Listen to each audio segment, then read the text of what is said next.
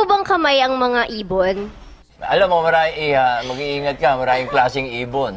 Ha? Merong lovebird. Opo. Doon ka mag-iingat sa angry bird.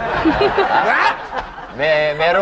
Meron pang ibon na gusto laging shoot. Ha? Meron.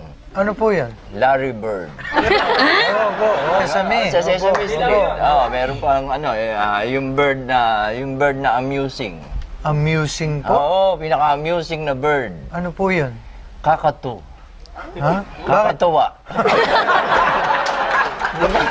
Alien! Alien!